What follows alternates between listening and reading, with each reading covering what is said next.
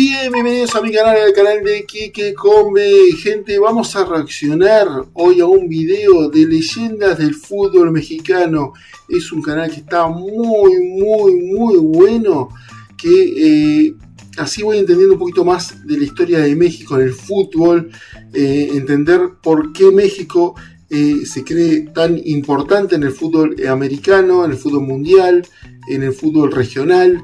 Y ahora vamos a ver un video de México en las Copas América, cómo le fue a México en las Copas América, su visión de cómo cuando participó en estos campeonatos. Quiero saber un poquito más, quiero ver la visión de la gente, de los mexicanos que tienen con su selección, por qué se creen tan grande, tan inmenso en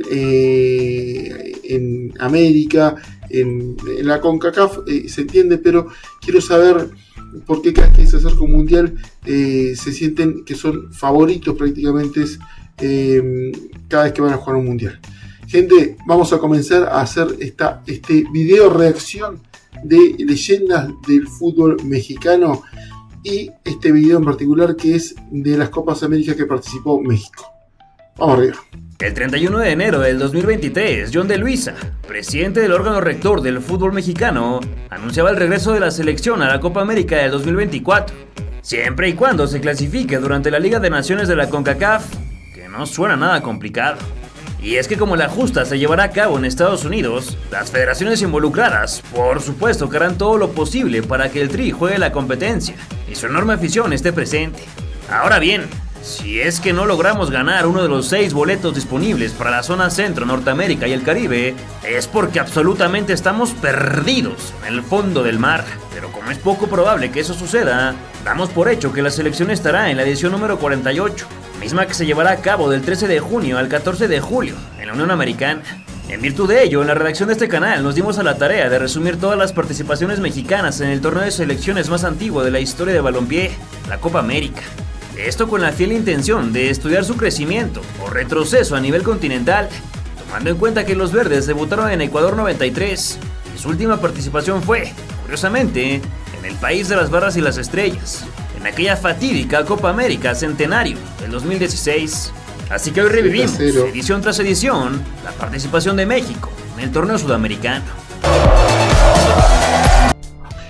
Esto fue antes de la última Copa América del 2024 que le ganó Argentina, que México se fue en fase de grupo, que fue una copa pésima para México. Pero vamos a arrancar a ver cuál es la visión que tienen los mexicanos que puede dar México en las Copas América.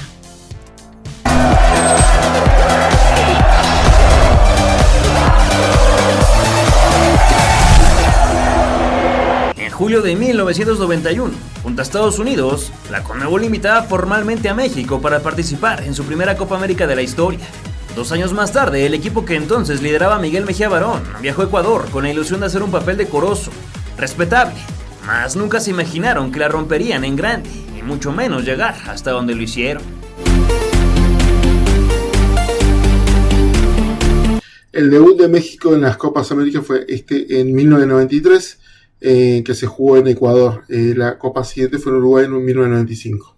Se aproximaron a las vallas rivales, Siempre me encantó la vestimenta de Jorge Campos. Y siempre me pareció muy bonita la camiseta de México.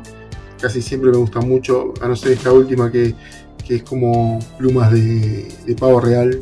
No me gusta, pero casi siempre me gusta mucho la vestimenta de México. Preocupaciones importantes, hasta que el Brody se tendió magnífico para apagar el fuego de Aristizábal. Mientras que del otro lado, Oscar Córdoba hacía lo mismo con la intentona de García. Ramón Ramírez se encaró e ingresó al área con balón controlado, solo que su servicio fue aberrante, algo totalmente opuesto al precioso gesto de Adolfo Valencia, cuando sin dejarla caer prendió el 1-0, venciendo a Campos, quien se tendió, pero no llegó. El portero en color rosa no dio tregua, y con reflejos electrizantes rechazó el bocajarro de Iván Valencia. Luego Córdoba no quiso quedarse atrás, sacando una igualdad impresionante frente al violento testarazo de Hugo Sánchez. Este Ecuador era muy deficiente a comparación al Ecuador actual, ¿no? Era muy mal, Ecuador siempre se comía goleadas. Apenas comenzó la segunda parte, el combinado cafetero encontró su segunda anotación, mas fue revocado por una falta sobre el Piojo Herrera. Perdón, dije Ecuador. quise decir Colombia. Esta Colombia era muy diferente a la de ahora, ¿no? Tuvo un repunte en el 95, pero no era muy buena. Ristigol tuvo en su bota derecha el segundo de la tricolor, pero la envió a Medellín y luego Rincón casi sorprende al portero surfista. No se veía por dónde cayera el tanto mexicano. Sin embargo, un error lo comete cualquiera, y el Valle del América de Cali no fue la excepción a la regla, escupiendo el tiro centro de Galindo. No quiero que se mal entienda. Tenían las figuras de Valderrama, Aristizábal, Rincón, Aprilia, pero no funcionaron tan bien como cuando funcionaron con las eliminatorias que anduvieron volando, que le ganaron 5-0 a Argentina en Buenos Aires. Me refiero a eso, que acá en este momento no habían explotado como la selección, como lo lindo que jugaban, que después decían que podían ser una de la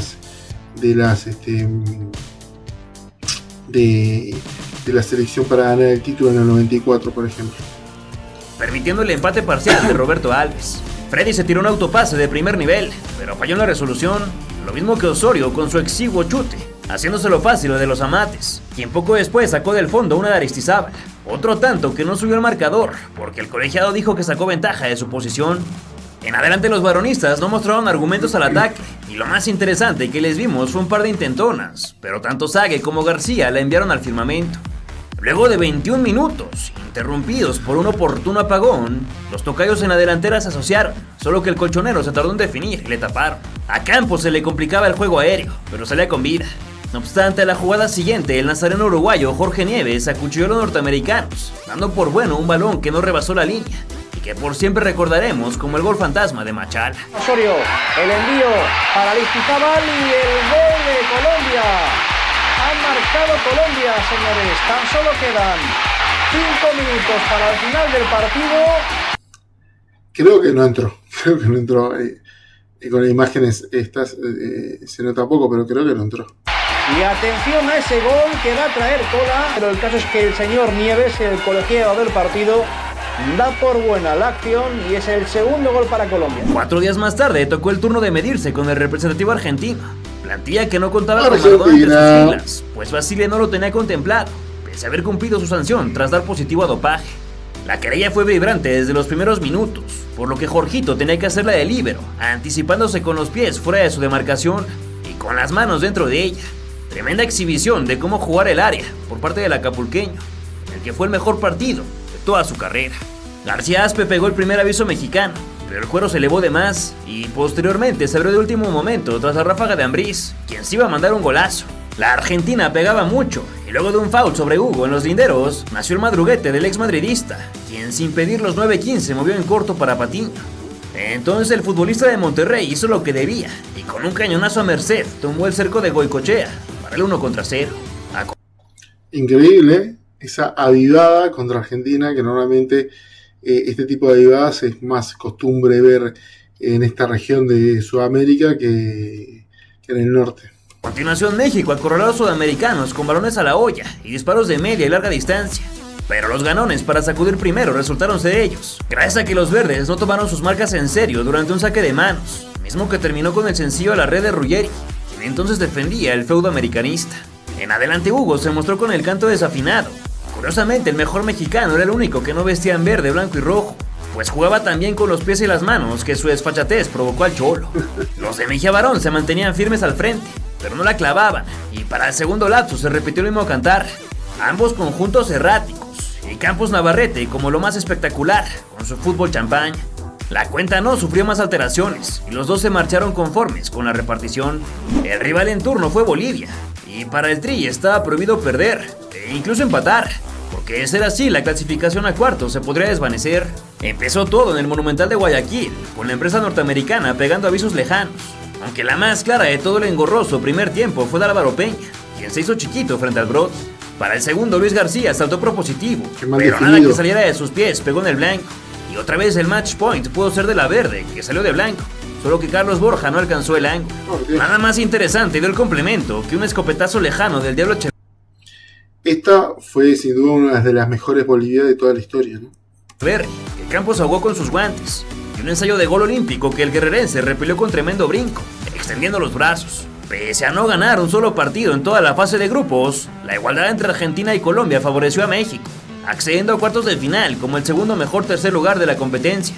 Solo hay que entender una cosa, en la Copa América a veces la fase de grupos es muy reñida, es muy difícil a veces de pasar y a veces se dan, claro, a la hora del show es espantoso porque terminamos, capaz que ves todos los partidos de la fase de grupos en empates. Por encima de Venezuela, empató 2 y perdió 1. El Perú, que dominó su sector, empatando con Brasil y Paraguay, además de vencer a Chile, fue el adversario mexicano, y por supuesto que las apuestas les favorecieron. Afortunadamente, Mejía Barón encontró la manera de conectar a sus jugadores, por lo que el Olímpico de Atahualpa sería un testigo más del estruendoso resurgir del combinado azteca. Una que de preludio tuvo a Nachito Ambriz, fallándola en grande, pero a Jorge Campos salvándole el pellejo. Acá estaban jugando a 2.850 metros de alturas en Quito. Igual México está acostumbrado a jugar a esa altura. De la misma manera, pese a ínfimas equivocaciones e inconsecuencias, el Tri tomó las riendas del partido, y luego de un jugadón del Capi Ramírez Perales que terminó en penal, con justicia se fue al frente, gracias al acierto de García Aspe. La insistencia concacafquiana no cesó, y aunque el emperador falló una boca de jarro, Saga alargó la ventaja con el gol más recordado de su trayectoria. Con el pecho orientó el bromazo de Galindo, y sin que cayera soltó una golondrina que hizo su nido en la puerta de Miguel Miranda. Un golazo del que no pudimos hablar largo y tendido, porque 60 segundos después el del Rayo Vallecano le entregó al Beto, quien desde la limítrofe sumó uno de Villarista para su doblete de la noche y el 3-0 momentáneo. Cañonazo. Tan pronto inició la segunda parte, Hugo, Luis y Patiño se asociaron perfecto para el derechazo a las profundidades de David y el escandaloso 4-0. Levantará la cabeza Hugo Sánchez, le deja el balón a Alves para que consiga el cuarto gol para México. Qué fútbol el que están exhibiendo los mexicanos, y la verdad es que encomiable la actitud de Hugo Sánchez, que en ningún caso, aunque tenía opción de disparo, está buscando la resolución personal, no siempre el balón al compañero, el taconazo de Alves y el disparo. No obstante, los verdes se relajaron y tras Sague perderse el quinto, Del Solar aminoró la diferencia de penal. Con el correr del complemento, Campos comenzó a tener mucha más chamba. El 82 no soportó más el trajín, sucumbiendo ante el fogonazo cercano de Juan Reynoso, luego de un córner por izquierda. Los equipos ya no se dañaron más, por lo que México avanzó a semifinales, donde la guardaba el anfitrión y favorito, quien humildemente venía de golear a Paraguay 3-0. Igual pésimo perder así Perú, ¿no? Hace años que Perú viene mal. De igual manera, la trifulca contra la banana mecánica se llevó a cabo en el Olímpico de Atahualpa, recinto que vio el Pentapichichi fallar un gol cantado tras la diagonal que le sirvió Patiño. Rebasamos el minuto 20 y los protagonistas no daban una, hasta que Benjamín Galindo... Ahora sí, este Ecuador no pagaba 2 pesos, ¿no? Era un equipo ecuatoriano que nada que ver a lo que es hoy en día, que no jugaba mucho, no jugaba nada prácticamente. Desde la punta derecha, la de Gajos voló al corazón del área. Ahí la saga ecuatoriana hizo agua. Como caído del cielo, el crack mundial surgió de Pumas, solo tuvo que agachar la melena para empujar de cabeza al 1-0. Su último tanto con la casaca nacional, el número 29, sin contar todos los que la anotó a clubes. Campos Navarrete jugaba con los pies fuera del área, como si estuviera cascareando, mientras Ecuador seguía buscando sin éxito la forma de abrir el cerrojo mexicano. Antes del descanso, Hugo voló una palomita que en sus tiempos mozos hubiera atinado, y ya de vuelta en el decorado, los amarillos salieron con enjundia, pero sin lograrlo empatar. En un descuido, la Guardia Sudamericana permitió que Sague trazara por tierra para la corrida de Ramón Ramírez. Entonces el velocista de 24 años pisó el acelerador, ingresó a zona roja y le veía picoteo canchero sobre la salida del portero. Así el tanteador brilló un 2-0 que sería el definitivo, ya que en el restante los sudamericanos no dieron ni una patada de ahogado, mientras que los verdiblancos no se les antojó acrecentar el marcador. Con el boleto a la final en la bolsa, México estaba a 90 minutos o poco más de conseguir su primer título oficial, pero antes debía pasar por encima del otro finalista, la hermana República de la Argentina, con la que se empató durante la fase de grupos y que en la ronda de eliminación directa echó a Brasil y a Colombia. El juego para conocer al más grande del continente tuvo lugar en el Monumental de Guayaquil y el albiceleste fue mejor que el tricolor durante los pasajes iniciales, mas no hubo consecuencias que lamentar porque el meta Vigarrado tapaba todo. Con sus excepciones, Goicoechea tuvo un día de campo del otro lado. La segunda mitad era una mucho más pareja. Sin embargo, García, que entró de cambio, la perdió en el cinturón, originando el balón largo con el que Batistuta desparramó a Ramírez, y luego al Brody, profanándolo por su poste más cercano al 63. Los varonistas jamás Qué jugador el Bati. Dieron a cabeza y una buena penetración de Zague 4 minutos después del gol Albo, Goicoechea lo bajó en el área, concediendo el penal, en el que Galindo empató el ¿Fue penal eso? partido, engañando al atajador por excelencia. Igual que en el duelo de grupos, y prácticamente en toda nuestra historia, los mexicanos se durmieron en un saque de banda, caso contrario a Simeone, quien se apuró y entregó con ventaja a Batigol. Fue ahí que el romperredes de la Fiore se quitó fácil la débil marca de Gutiérrez, y enseguida pateó con la izquierda, para vencer a un Jorge Campos, que ni siquiera estuvo cerca de rozarla. La selección quiso obligar los penales, pero sin parné suficiente se quedaron cortos, sobre todo el maestro con su tiro de castigo. Marcio Rezende no dio tiempo para más, pero México sorprendía al mundo entero, baleándose como subcampeón de América en su torneo de presentación, con lo que se pensaba que estábamos frente a un representativo que iría en ascenso tan rápido como la espuma. Aunque lamento avisarte, jamás dio el estirón. Hey, perdón por interrumpir el video. Nomás quería decirte que si eres parte de este 87% de personas que consumen nuestro contenido, pero que no se han suscrito, a que te animes a hacerlo. Solo tienes que darle clic al botón rojo que está aquí abajo, y ya con eso nos vas a ayudar un montón para seguir haciendo esos documentales y continuar narrando la historia de nuestro balompié. Vos, sí, a vos te estoy hablando. Te suscribís ahora, en este momento, apretá el botoncito de suscribirse, la campanita, y si tenés los huevos, comentá. Excelente canal.